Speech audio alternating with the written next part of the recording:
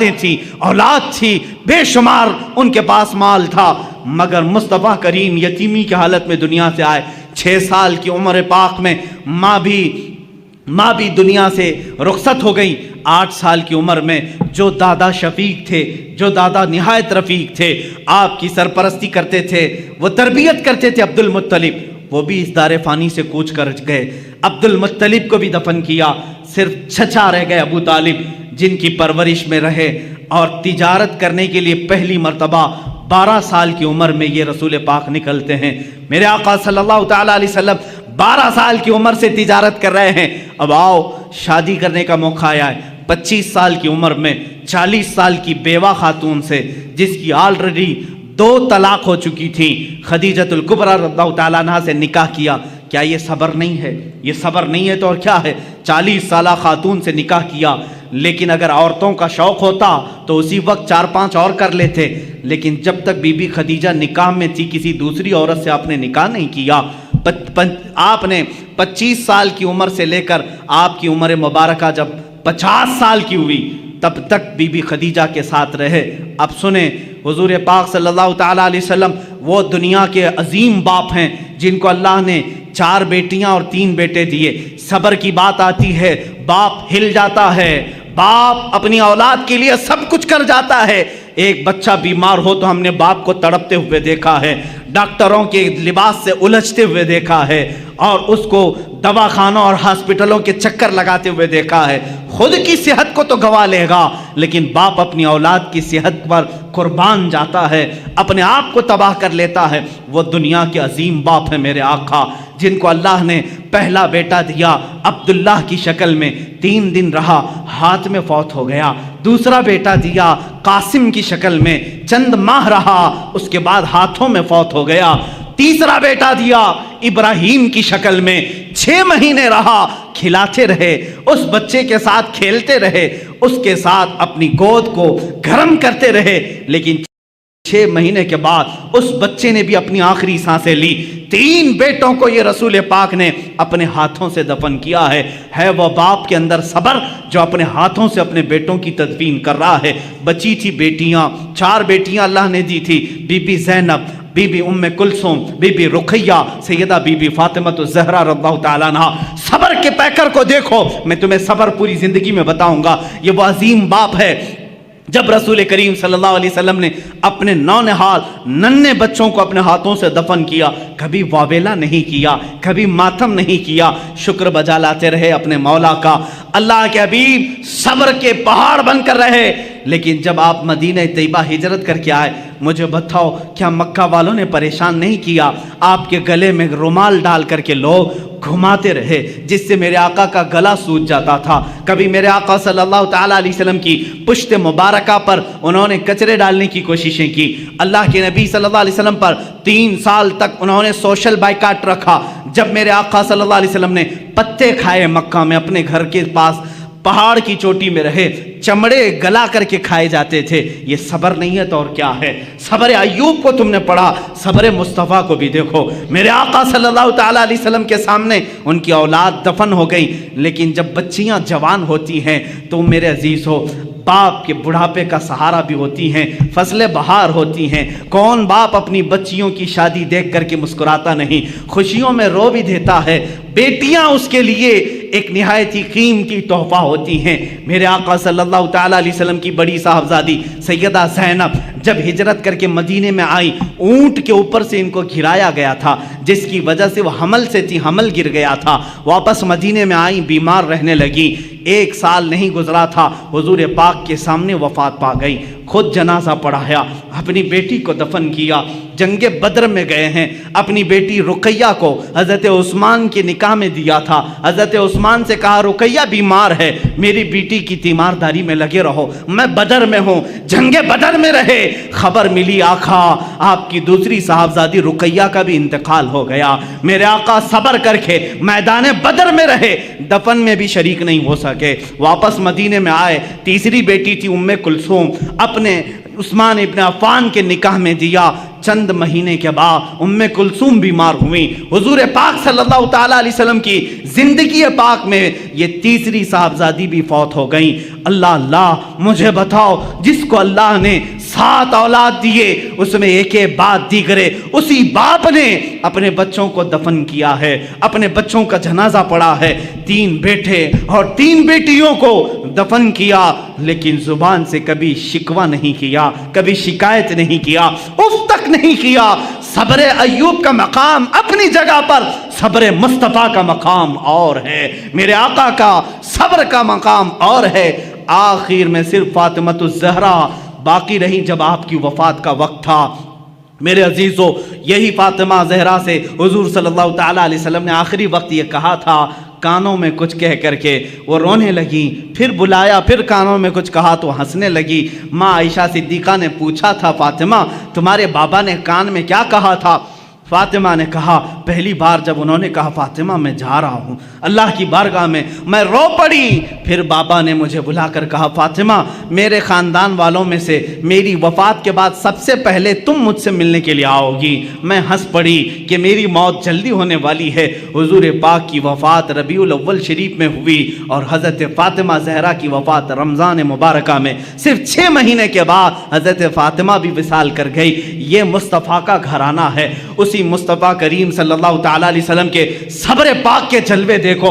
کیا نبی کونین اپنی قبر انور سے اپنے شہزادوں کی شہادت کربلا میں نہیں ملاحظہ کر رہے ہوں گے، جہاں ان کے شہزادوں کو تڑپایا گیا، بھوکا رکھا گیا، پیاسا رکھا گیا اور ان کے ٹکڑے کیے گئے، جسموں پر گھوڑے دوڑائے گئے، حسن مجتبیٰ کو زہر دیا گیا، حسین اعظم کی گردن کو جسم ناز سے الگ کیا گیا. کیا یہ میرے آقا نے قبر پاک سے ملاحظہ نہیں کیا ہوگا؟ عزیزان گرامی، اگر میں صبر مصطفیٰ کو گناؤں بہت طویل داستان ہوگی، لیکن میں اتنا ضرور بتاؤں گا، افضلیت مصطفیٰ ہر شکل میں تمہیں نظر آئے گی. اگر اللہ نے آدم علیہ السلام کو آہو بکا دیا تھا، وہ روتے تھے، اور وہ کس لیے روتے تھے؟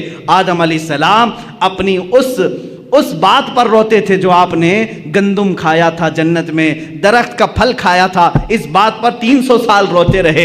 لیکن مصطفیٰ بھی روتے رہے، زندگی پر روتے رہے، لیکن کس کے غم میں روتے رہے؟ امتی امتی امتی امتی کہتے کہتے روتے رہے. یہ ناز الگ ہیں. اسی لیے امام اہل سنت نے کہا ہے، اللہ کیا جہنم اب بھی نہ سرد ہوگا، رو رو کے مصطفیٰ نے دریا بہا دیے ہیں.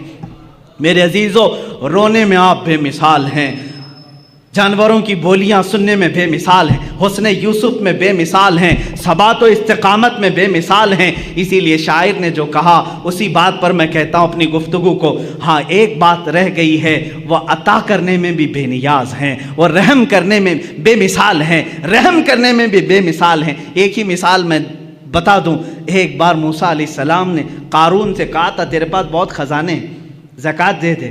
اس نے کہا کہ کچھ کم کراؤ. 25% زکوٰۃ دینی تھی. موسیٰ علیہ السلام نے رعایت کرائی اللہ سے کہ اس کو کچھ کم کر دے مولا. اللہ نے کم اتنا کر دیا کہ 1000 میں 1 روپے دے. کتنے؟ 1000 میں 1. اس کے حساب سے کیلکولیشن کیا تو قارون کے بہت سارے خزانے زکوٰۃ میں جا رہے ہیں. اس مالدار نے جس کی چربی چڑھی ہوئی تھی مال کی، نہیں دینے کا ارادہ کیا. موسیٰ علیہ السلام پر الزام لگایا برے کام کا. موسیٰ علیہ السلام کو جلا لایا. آپ نے کہا اے زمین اسے نگل جا. زمین پھٹ گئی. قارون اندر جانے لگا. قارون اندر جانے لگا. وہ بار بار دعائی دینے لگا، بچا لو بچا لو بچا لو. موسیٰ علیہ السلام نے اس کی ایک بھی نہیں سنی. تو نے مجھ پر الزام لگایا. پھر آخر میں اس نے کہا کیا میرے خزانے پر قبضہ کرنا چاہتے ہو؟ موسیٰ علیہ السلام نے زمین سے کہا ہے زمین اس کے خزانے بھی نگل جا. سارے خزانے بھی زمین بوس ہو گئے. قارون بھی زمین میں تہس نہس ختم ہو گیا. 1 ٹائم 1 شاٹ. یہ موسیٰ علیہ السلام. اس سے پہلے بھی ایک فرعونی کو ایک گھونسا مارا تھا آپ نے، وہ مر ہی گیا تھا. مصطفیٰ کریم صلی اللہ علیہ وسلم ہجرت کر کے مدینہ جا رہے ہیں. لالچ میں کئی لوگ پیچھے پڑ گئے تھے. ایک شخص سراقہ، یہ بھی پیچھے آ گیا. دوسرے تو کوئی پا نہیں سکے، سراقہ پا لیا. حضرت ابوبکر نے کہا آقا سراقہ دیکھ لیا ہے ہم کو، وہ تیر کمان لے کر کے آ رہا ہے ہمیں گرفتار کرنا. کیونکہ مکہ والوں نے کہا تھا جو محمد اور اس کے ساتھی کو لے آئے گا 100 اونٹ انعام میں دیے جائیں. حضور نے کہا اچھا اسی لالچ میں آ رہا ہے. حضور نے بھی فرمایا اے زمین سراقہ کو پکڑ لے. موسیٰ علیہ السلام نے قارون کو کہا تھا, میرے آقا نے سراقہ کو کہا, زمین کھل گئی, سراقہ گھٹنے تک چلا گیا. لیکن یہاں معاملہ الگ ہے. سراقہ نے کہا اے محمد تم کریم ابن کریم ہو, تمہارا معاف کرنے میں کوئی مثل نہیں ہے, مجھے معاف کر دو, میں اپنے ارادے سے باز آتا ہوں. حضور پاک نے کہا اے زمین سراقہ کو چھوڑ دے, یہ شان مصطفیٰ ہے, یہ شان مصطفیٰ ہے. سراقہ کو چھوڑ دے. زمین کھل گئی, سراقہ باہر آیا, لیکن ارادہ پھر بدلا. تھوڑی دیر کے بعد وہ پھر پیچھے پڑ گیا. حضور نے کہا اے زمین سراقہ کو پکڑ لے. اب کی بات زمین پھنس شک ہوئی, سراقہ کمر تک اندر چلا گیا. پھر رونے لگا اے محمد تم کریم ابن کریم ہو, معاف کرنے میں تمہارا کوئی مثل نہیں. حضور نے کہا اے زمین سراقہ کو چھوڑ دے. زمین کھل گئی, پھر سراقہ نکل گیا. جا رہا تھا, سوچا ایک بار اور ٹرائی کر لوں. تیسری بار پھر پیچھے پڑ گیا, پھر قریب آیا. حضور نے فرمایا اے زمین سراقہ کو پکڑ لے. یہاں پکڑایا بھی جا رہا ہے, معاف بھی کرایا جا رہا ہے. پکڑایا بھی جا رہا ہے, معاف بھی کرایا جا رہا ہے. اسی لیے میں نے کہا موسیٰ علیہ السلام کے زمانے میں ہوتا ون ٹائم ون شاٹ, ایک ہی بار میں ایک ہی شاٹ پر ختم.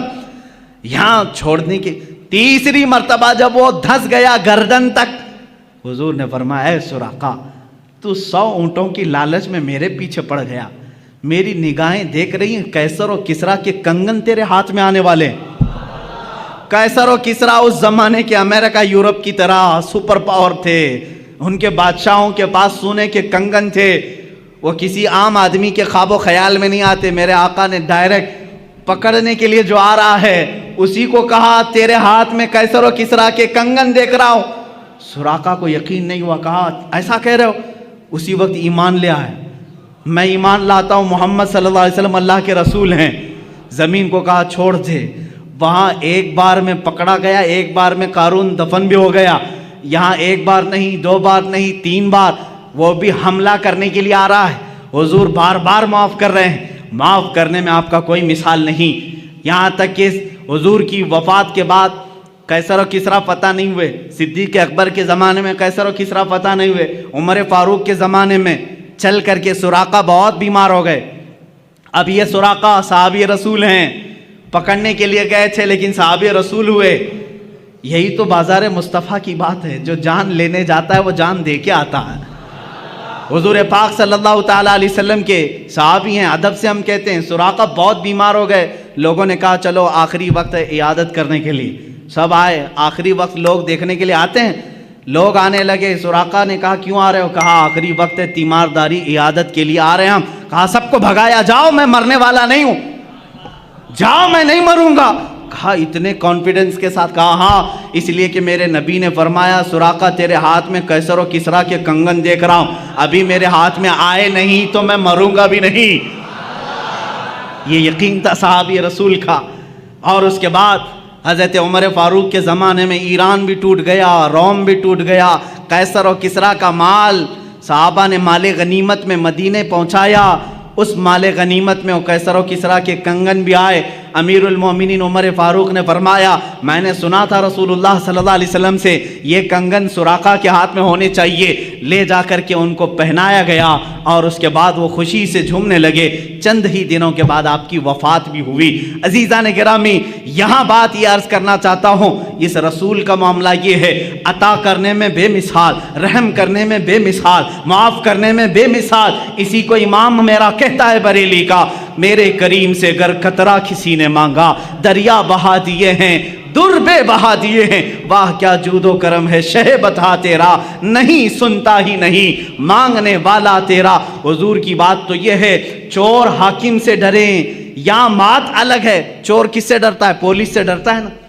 پکڑنے والا آیا تو چور ڈر کے بھاگتا ہے, لیکن آقا آپ کی شان ہی الگ ہے. آپ حاکم ہیں اور چور آپ ہی کے پاس چھپنے کے لیے بھی آتا ہے, یہی چھپنے کے لیے آتا ہے. اسی لیے امام زمن کہتے ہیں ڈھونڈا ہی کریں صدر قیامت کے سپاہی. قیامت کے دن کچھ مجرموں کو فرشتے ڈھونڈ رہے ہوں گے, فلاں مجرم کہاں ہے, فلاں وہ کام کیا تھا, یہ کہاں ہے, وہ کہاں ہے. جرموں کا اعلان ہو چکا ہوگا, فرشتے ڈھونڈ رہے ہوں گے, لیکن کچھ مجرم مل نہیں رہے ہوں گے.